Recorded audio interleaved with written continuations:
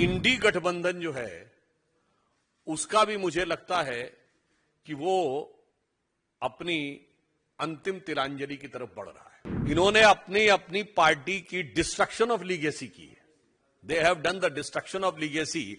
अपनी विरासत को विध्वंस किया है। चिट्ठिया हो तो हर कोई बाचे, कर्म न बाचे कोई। तो इनके जो कर्म हैं वो स्वयं दिखा रहे हैं कि वो एक ही दूसरे के साथ बता रहे हैं, एक दूसरे को बता रहे हैं कि किस प्रकार से राजनीति होनी चाहिए। लोकसभा चुनाव का प्रारंभ जब हुआ, यानी जब आगाज हुआ, तो आपने एक गठबंधन का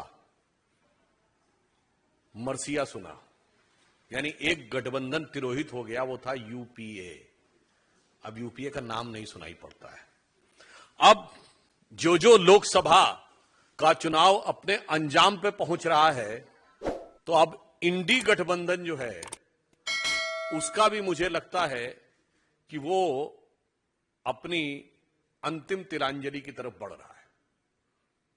क्योंकि इस अंतिम चरण के चुनाव परिणाम में यदि आप देखें तो जो मुख्य रूप से जिन 5 राज्यों में चुनाव हो रहा है, पंजाब, जहां इस इंडी गठबंधन के दल आपस में ही लड़ रहे हैं, आम आदमी पार्टी और कांग्रेस।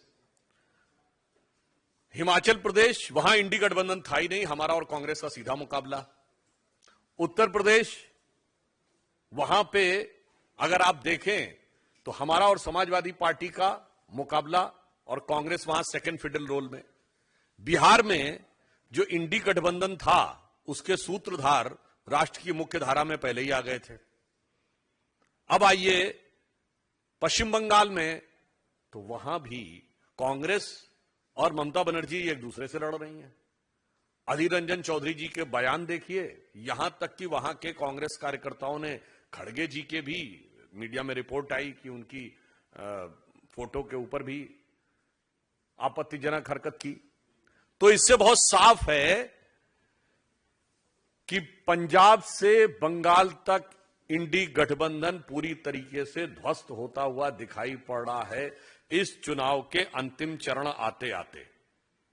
और फिर आप मजेदार बात यह देखिए कि अभी आपने एक वीडियो देखा जिसमें बिहार में 3 लोग, 2 ठो बिटवा और 1 ठो बिटिया, मतलब राहुल जी और मीसा भारती जी और तेजस्वी यादव जी, और तीनों बैठ के ज्ञान दे रहे थे, बांच रहे थे कि उत्तर प्रदेश और बिहार क्या होगा। जबकि अगर देखा जाए, तीनों ने ये जो डिस्ट्रीब्यूशन ऑफ लीगेसी की बात करते थे, इन्होंने अपनी पार्टी की डिस्ट्रक्शन ऑफ लीगेसी की है।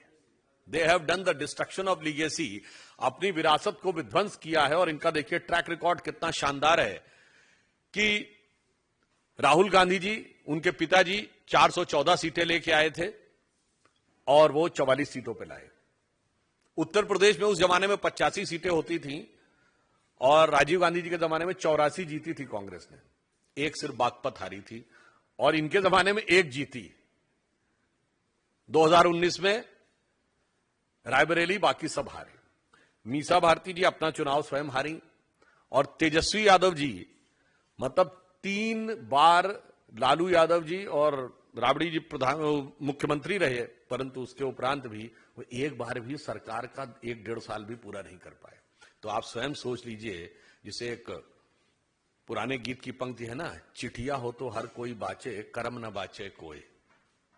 तो इनके जो कर्म हैं वो स्वयं दिखा रहे हैं कि वो एक ही दूसरे के साथ बता रहे हैं, एक दूसरे को बता रहे हैं कि किस प्रकार से राजनीति होनी चाहिए। और वास्तविकता यह है कि उनकी स्वयं की स्थिति, उनके अपने कर्मों से यदि विचार करें तो और स्पष्ट हो जाती है।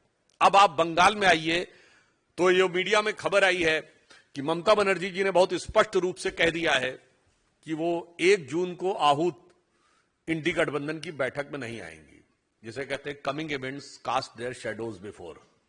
यानी संकेत पहले ही दिखने लगे कि ये पूरा का पूरा गठबंधन किस तरीके से विध्वंस की तरफ जा रहा है।